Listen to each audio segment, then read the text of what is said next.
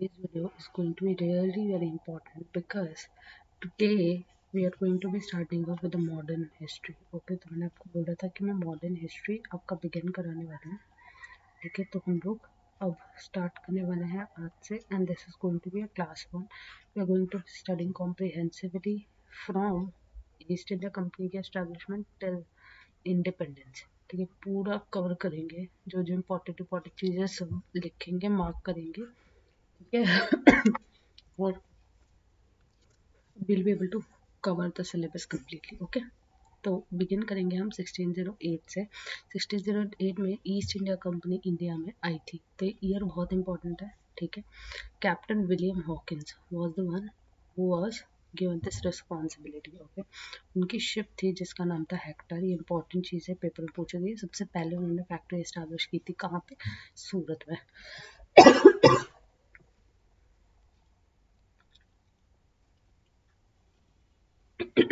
Indian ruler. Okay, Agra में Indian ruler थे जहांगीर, जो कि 1605 से 27 तक इन्होंने रूल किया था. इन्होंने सूरत में ने फैक्ट्री ओपन करने के लिए रिक्वेस्ट सबसे पहले इनके पास आई थी.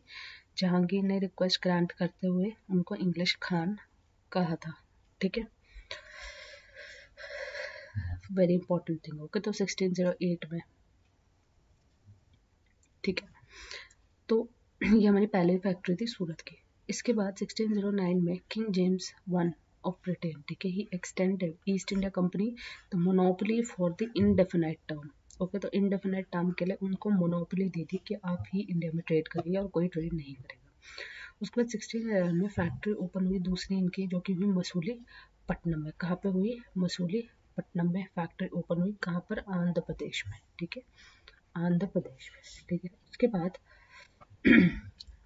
फॉर सूरत फैक्ट्री एक बैटल हुई जिसका नाम था क्या? Battle of Swally. ठीक है, it was between East India Company versus the Portuguese. ठीक है, तो Portuguese versus East India Company. Okay, so East India Company won and the Portuguese were defeated. ठीक है, then East India Company they took the permission from Jahangir to open a factory. Okay, second ambassador थे sir Thomas Roe. ठीक है, इनको send किया गया था by Jahangir to open more factory. ठीक है, उन्होंने आगरा, अहमदाबाद, भरूच, बड़ौदा इन सब जगहों के लिए क्या मांगा? फैक्ट्री ओपन करने के लिए रिक्वेस्ट. ओके, फिर 1939 में आ जाता सीधा मद्रास में फैक्ट्री इनकी ओपन हुई. ठीक है, यहाँ पे फोर्ट है, fort saint sorry fort saint George. ठीक है, ये इनके हेडक्वार्टर्स बनाए गए. ठीक है, तो 1687 में फर्स्ट म्यूनिसिपल कॉर्पोरेशन इन मद्रास. ठीक है, ये ओपन हुई बाय इंग्लिश पीपल. सो मद्रास में फैक्ट्री ओपन हुई, फोर्ट सेंट जॉर्ज में हेडक्वार्टर बनाए. उसके बाद है किंग चार्ल्स टू, इन्होंने मैरी किया पोर्चुगीज प्रिंसेस जिसका नाम था कैथरीन. ठीक है, तो उनको बॉम्बे जो है ना, ये लिखा बॉम्बे जो है वो टाउरी में दिया गया. ठीक है, by Portuguese to the Britishers. ठीक है,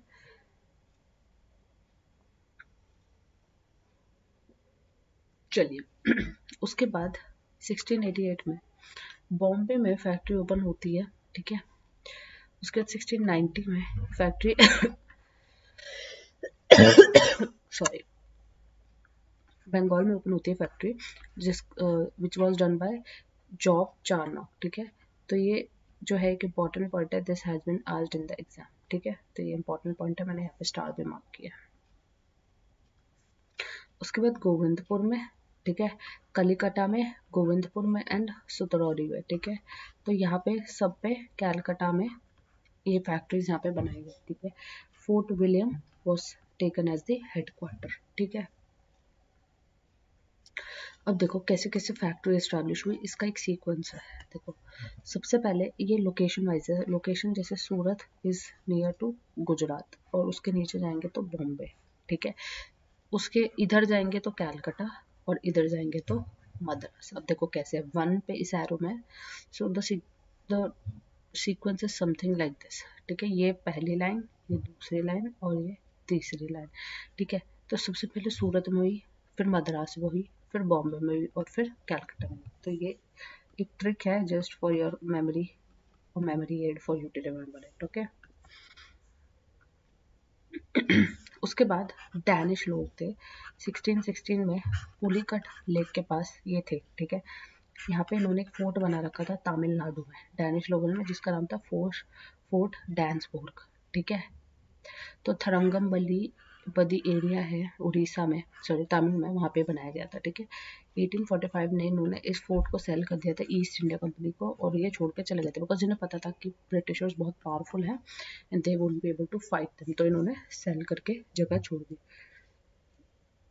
तो हमने एक चीज़ देखा कि गोवा वाले एरिया में पोर्चुगीज वो तो एंड तक भी रहे थे, ठीक है। गोवा वाले एरिया में पोर्चुगीज जो है वो एंड तक भी रहे थे, ठीक है। और आपके तमिलनाडु वाले एरिया में जहाँ पे आपका पुलिकट लेक है, ठीक है, उधर में डैनिश लोग थे, ठीक है। इनका भी एक फोर्ट था, इनका भी एक फोर्ट था, ठीक है। चलो, तो ये अभी वाला पॉइंट रुको, इससे पहले भी देखो फ्रेंच, ठीक है। फ्रेंच लोग 1664 में उनसे उनसे वो थोड़े पावरफुल थे, तो उनके साथ एक बैटल लड़नी पड़ी ब्रिटिशर्स को, जो कि बैटल ऑफ बांडीवॉश है, जो कि मद्रास में लड़ी गई, ठीक है, 1760 में। और इस पर French versus East India company, French was defeated, East India Company won and they consolidated Pondicherry in 1954, अपने अंडर कर लिया। और इन्होंने एक्चुअली में इनको वोडियार्स डायनेस्टी को दे दिया, वोडियार्स वर पपेट रूलर्स ऑफ ब्रिटिशर्स, ठीक है। आगे चलते हैं। अब देखो साथ में इवेंट हो रहा था 1707 में औरंगजेब भी मर गया था, उसके बाद बहादुर शाह जफर जो है वो मुगल्स की तरफ से राज कर रहा था, वो वॉज द वीक रूलर, तो इनका जो है एस्टैब्लिशमेंट वो और भी ईजी हो गया। अब हम लोग पढ़ेंगे नवाब्स, ठीक है, नवाब्स ऑफ बंगाल। तो सबसे पहले first nawab of Bengal was Murshid Quli Khan, ठीक है, तो इम्पोर्टेंट है। कौन था सबसे पहला? मुर्शिद कुली खान, ठीक है, तो ये आपको नेम याद रखना है, ठीक है। Captain was what? मुर्शिदाबाद, ठीक है। मुगल किंग वॉज फारूक सियार, okay, he gave a very important Farman, okay. इन्होंने क्या बोला कि हम कुली खान की प्रोटेक्शन के लिए, कुली खान ने इसे मनी दिया कि मेरे को प्रोटेक्ट करो, ठीक है। फारूक सियार ने एक बहुत ही इंपॉर्टेंट फरमान इशू किया, ठीक है, जिससे कि ड्यूटी फ्री ट्रेड कर सकते थे ब्रिटिशर्स इन बंगाल, ठीक है। तो जो फरमान था इसको हम लोग 1717 का फरमान बोलते हैं and this is very very important. इसका इन्होंने बहुत मिसयूज किया, ठीक है, इसका बहुत मिसयूज किया। इन्होंने एक पास भी दिया था जिसका नाम था दस्तक, ये पास जो है ये भी इशू किया गया था, ठीक है, by Calcutta factory president. East India company can now do the trade in whole Bengal, इसका भी बहुत मिसयूज किया गया। सेकंड नवाब कौन था? सेकंड नवाब था अलीवर्दी खान, ठीक है। अलीवर्दी खान ने 2 करोड़ रुपए मुगल्स को देता था, बट उसने बाद में देना शुरू कर दिया, ठीक है, और टैक्सेस भी देना बाद में देना बंद कर दिया, टैक्सेस वगैरह भी नहीं देता था, ठीक है। पूरी बहुत चीज़ों का जिक्र इंपॉर्टेंट बुक्स में है, जैसे कि दादा भाई नारोजी की बुक है poverty and un British rule in India, ठीक है, poverty and un British rule in India, ये इंपॉर्टेंट बुक है, ठीक है। और ड्रेन ऑफ वेल्थ थ्योरी, इसमें एक टॉपिक बहुत अच्छे से समझाया गया है, अभी हम उसको पढ़ेंगे, उससे पहले हम अपने आगे के चीज़ों को पढ़ लेते हैं, ठीक है। तो दस्तक का बहुत मिसयूज़ किया गया, ठीक है, दे use Dastak for private trading, और प्राइवेट ट्रेडिंग में भी यूज़ करने लग गए थे वहाँ के जो उधर के जो लोग थे जो काम करने वाले थे, ठीक है। ठीक है, फिर इसके बाद है थर्ड नवाब। थर्ड नवाब था Sirajuddaula. Sirajuddaula is very important because इसी के टाइम पीरियड में एक ट्रेजिडी हुई थी जिसका नाम था ब्लैक होल ट्रेजिडी, और ये मेरे सारे के सारे हैंड रिटन नोट है गाइस, और ये मैंने सिर्फ इस पर इंपॉर्टेंट चीज़ें लिखी है, और वो चीज़ें जो पहले पूछी गई हैं वही लिखी हैं बस, ठीक है। तो बहुत इंपॉर्टेंट हो जाएंगे आप लोगों के रिविजन के लिए, ठीक है।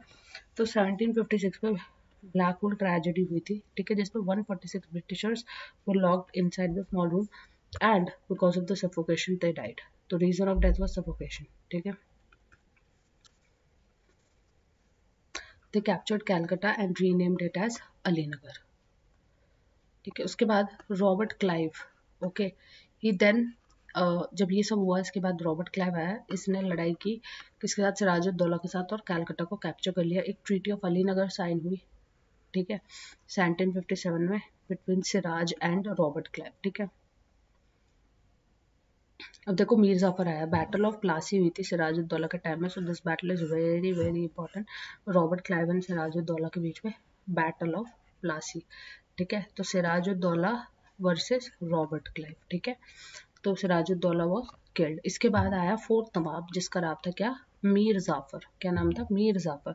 तो मीर जाफर जो था वो बेसिकली पपेट रूलर था, और उसने एक राइट्स होता है जो कहते हैं diwani rights, which are for the tax collection, वो राइट्स उन्होंने ईस्ट इंडिया कंपनी को दे दिए, ठीक है। East India Company at 24 Pargana, ठीक है। 24 परगना पे, I don't know why the highlighter doesn't work, ठीक है। तो 24 परगना पे इन्होंने राइट्स दे दी, ठीक है।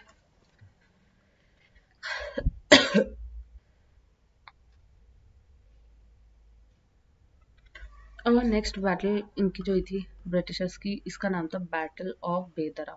सो बैटल ऑफ बेदरा में क्या था, बेसिकली ये डच वर्सेस मीर जाफर के बीच हुई थी, ठीक है।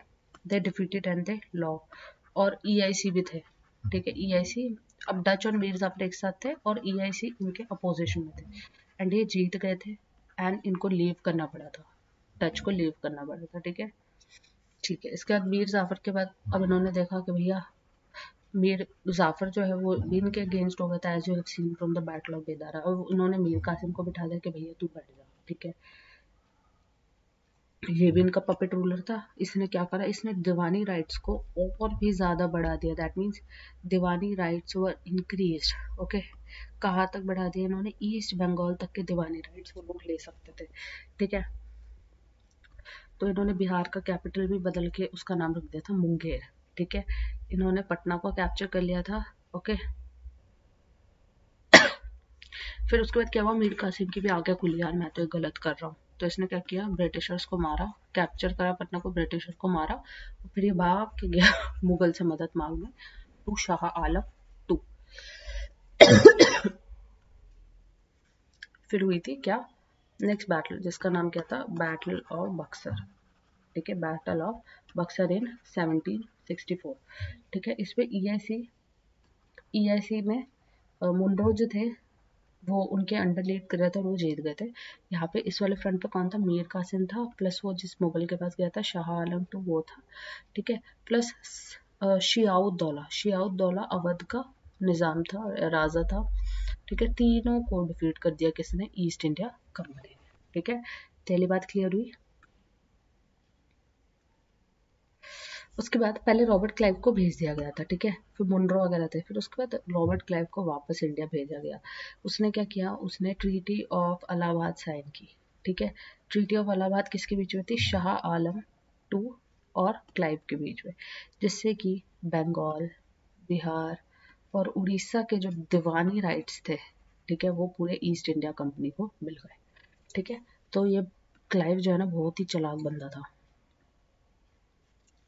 उसके बाद 1765 से 72 के बीच में बंगाल में डुअल गवर्नमेंट आई, ठीक है, जिसमें नवाब भी रूल करता था और क्लाइव भी रूल करता था, ठीक है। क्लाइव के पास थे दीवानी राइट्स, ठीक है, और नवाब था इसका इस टाइम में नजमुद्दौला।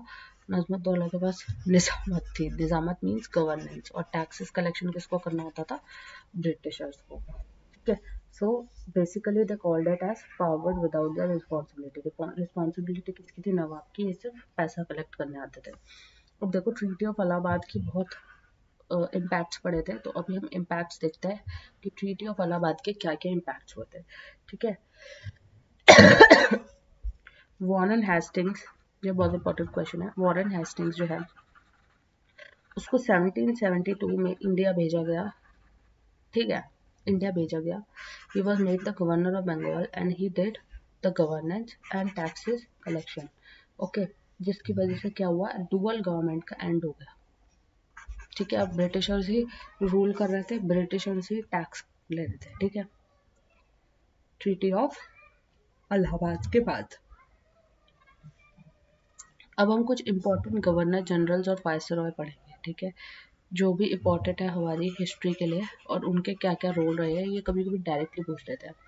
पहला है हमारा हेस्टिंग्स, ठीक है, वॉरेन हेस्टिंग्स। तो वॉरेन हेस्टिंग जो है, इसने सबसे पहले तो बहुत इंपॉर्टेंट काम किया, जो रेगुलेटिंग एक्ट लाया है ये 1773 का, ठीक है। This was the first law that is passed, first law है that is passed in the British government, in the British parliament, okay. तो ब्रिटिश पार्लियामेंट में पास हुआ, ये पहला लॉ है, ठीक है। और एक पोस्ट बनाई गई जिसका नाम क्या था, गवर्नर जनरल, उसकी ये पोस्ट क्रिएट हुई, ठीक है। बिफोर रेगुलेटिंग एक्ट में जो बंगाल, बॉम्बे और मद्रास था, ठीक है, वहाँ पे जो भी गवर्नमेंट थी, ठीक है, वो बोर्ड ऑफ डायरेक्टर को रिपोर्ट करती थी, ठीक है। लेकिन after regulating act board of director was made secondary, ठीक है। यहाँ की जो गवर्नमेंट है, ठीक है, वो पहले गवर्नर जनरल ऑफ बंगाल को रिपोर्ट करती थी, वो बोर्ड ऑफ डायरेक्टर को रिपोर्ट करता था और वो वहाँ से ब्रिटिश क्राउन को रिपोर्ट करता था। बेसिकली ये वाली पोस्ट जो है ये एक्स्ट्रा क्रिएट हुई यहाँ पे, ठीक है। कोई बोलेगा फर्स्ट गवर्नर जनरल कौन था बंगाल का, तो वो था हमारा कौन, Warren Hastings. Warren Hastings was the first governor general of Bengal, ठीक है। कैलकाटा में 1774 में पहला सुप्रीम कोर्ट बनाया गया और कैलकाटा में ही मदरसा ओपन करे गए, ठीक है। और पहला चीफ जस्टिस कौन था, एलिजा इम्पली, एलिजा इम्पे। ये क्वेश्चन पूछ लेते हैं पेपर में, ठीक है। तो एलिजा इम्पे आपको पता होना चाहिए, ठीक है। उसके बाद आया इंपॉर्टेंट एक्ट जिसका नाम था पिट्स इंडिया एक्ट, ठीक है। पिट्स इंडिया एक्ट में बेसिकली क्या हुआ था कि जो बोर्ड ऑफ कंट्रोल है, ओके, बोर्ड ऑफ डायरेक्टर की जगह बोर्ड ऑफ कंट्रोल आ जाएगा, रिप्लेस कर देगा बोर्ड ऑफ डायरेक्टर को, क्या, बोर्ड ऑफ कंट्रोल, ठीक है। और बोर्ड ऑफ काउंसिल भी बोलते थे इसको, ठीक है। और सारे जो पॉलिटिकल अफेयर्स है, ठीक है, वो ये वाला बोर्ड ऑफ कंट्रोल देखेगा और जितने भी कमर्शियल अफेयर है वो ईस्ट इंडिया कंपनी देखेगा। तो बेसिकली अब आप देख रहे हैं कि ब्रिटिश क्राउन की जो इम्पोर्टेंस है वो धीरे धीरे बढ़ाई जा रही है, ठीक है। Head of the board of control would be the cabinet minister, ठीक है। जो भी कैबिनेट मिनिस्टर है ब्रिटिश गवर्नमेंट के, वो हेड ऑफ कंट्रोल के बोर्ड के हेड होंगे, ठीक है। अच्छा, England rule India through cabinet ministers, ठीक है। उसके बाद है 1784 में, बहुत इंपॉर्टेंट है ये, Asiatic Society of Bengal was established, ठीक है। क्वेश्चन डायरेक्टली आ जाता है, Asiatic Society of Bengal establish हुई, जिनके फाउंडर कौन थे, सर विलियम जोन्स, ठीक है, ठीक है। विलियम जोन्स को आती थी संस्कृत, इसने संस्कृत पढ़ी थी, लर्न की थी, ठीक है। इन्होंने अभिज्ञान, किसने, विलियम जोन्स ने क्या किया, अभिज्ञान शकुंतलम को भी ट्रांसलेट किया, जो कालिदास द्वारा लिखी गई थी इनटू इंग्लिश, ठीक है। He also translated the Junagadh inscription, ठीक है। तो जूनागढ़ इंस्क्रिप्शन को भी इसने जो है ट्रांसलेट किया था।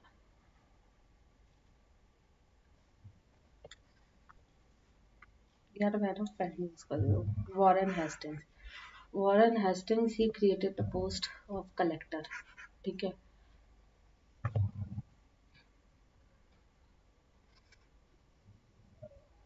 Collector is responsible for revenue collection and judicial work. उसके बाद आया चार्ल्स विल्किंस ने भगवत गीता को इंग्लिश में ट्रांसलेट किया, ठीक है।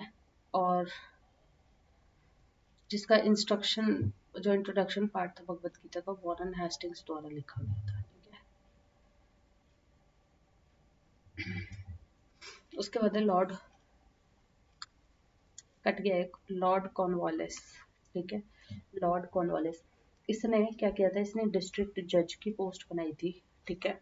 इसने ब्राइबरी सिस्टम को अबॉलिश किया था, इंक्रीज कर दी थी सैलरी जो वर्कर्स थे वहाँ के, ताकि वो कुछ भी जो है ब्राइब्स वगैरह ना ले, गिफ्ट्स ना ले, okay. He started civil services, तो बहुत इंपॉर्टेंट पॉइंट है, सिविल सर्विसेज इसी के द्वारा स्टार्ट किया गया था, लेकिन it was only for Britishers, ठीक है।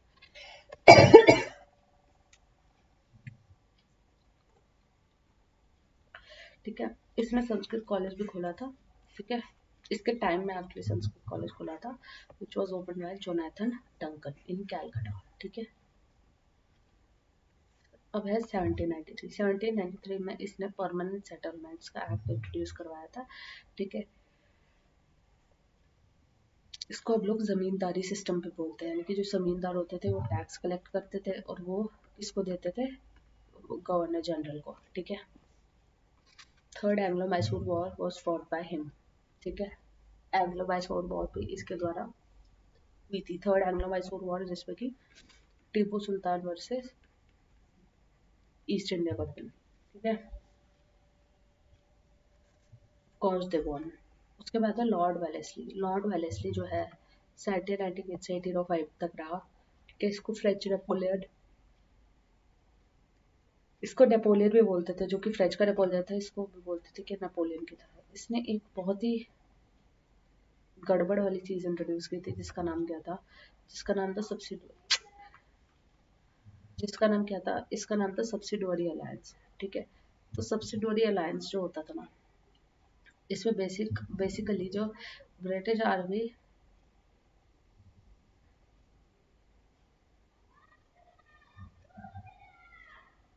के जो लोग थे और ब्रिटिश ऑफिसर्स थे, ठीक है।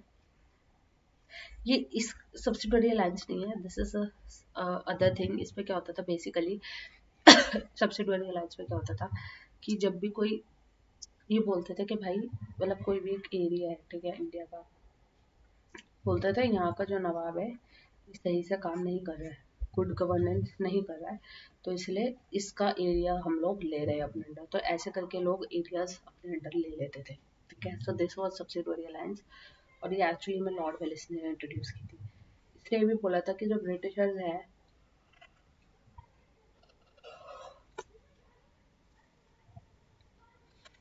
और ब्रिटिश ऑफिसर और ब्रिटिश आर्मी वाले जो है वो no relations with other European countries, दूसरे यूरोपियन कंट्रीज के साथ वो रिलेशन नहीं रखेंगे, ठीक है।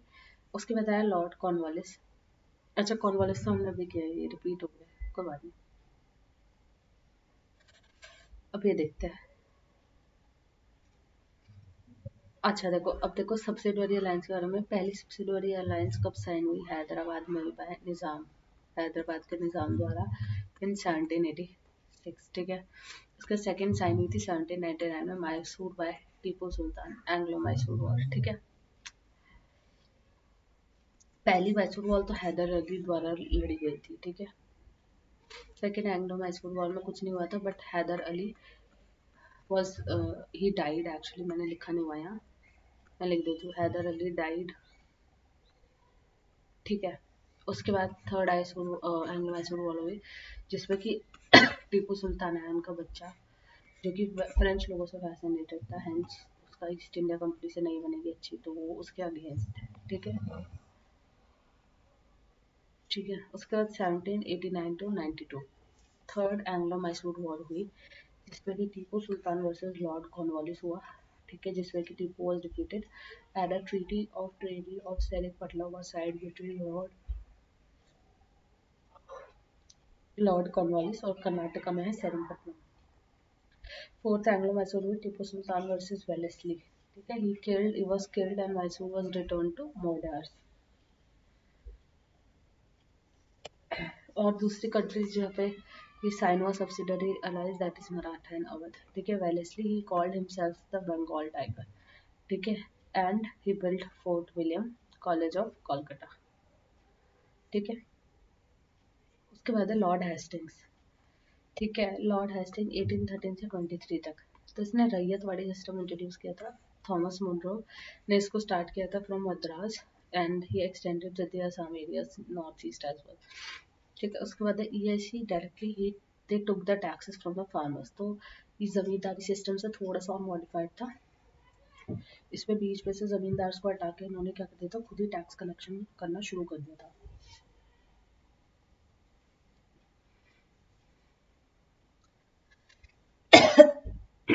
ठीक है।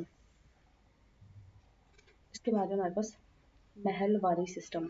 Mahalwari system areas of Punjab and Haryana village, इसके जो लीडर थे, ठीक है, वो क्या करते थे, assign the duty of tax collection, ठीक है।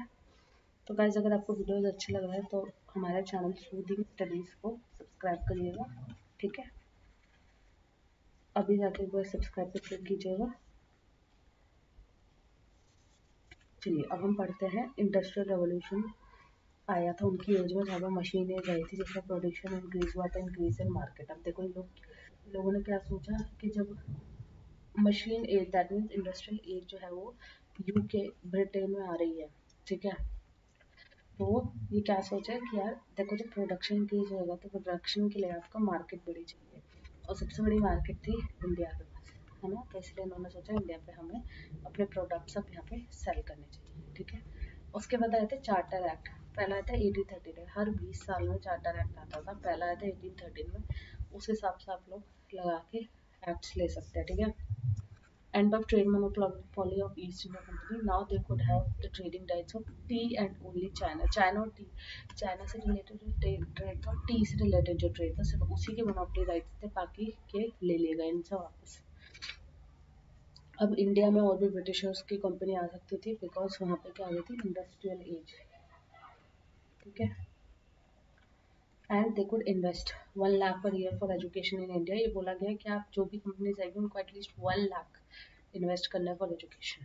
उसके बाद लॉर्ड विलियम बेंटिक, बहुत अच्छा था इसने, मतलब देखो अच्छा तो कोई नहीं था, बट बात यह है कि इसने बहुत अच्छे काम किए, ठीक है। जैसे कि गवर्नर जनरल बंगाल बनाया गया 1823 से 33, 10 साल, ठीक है।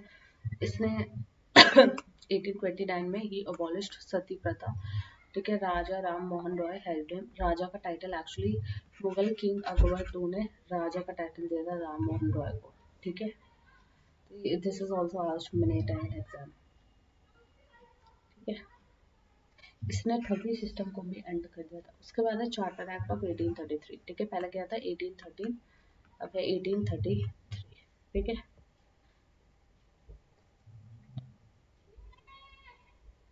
Charter act, the end of trade in India of T.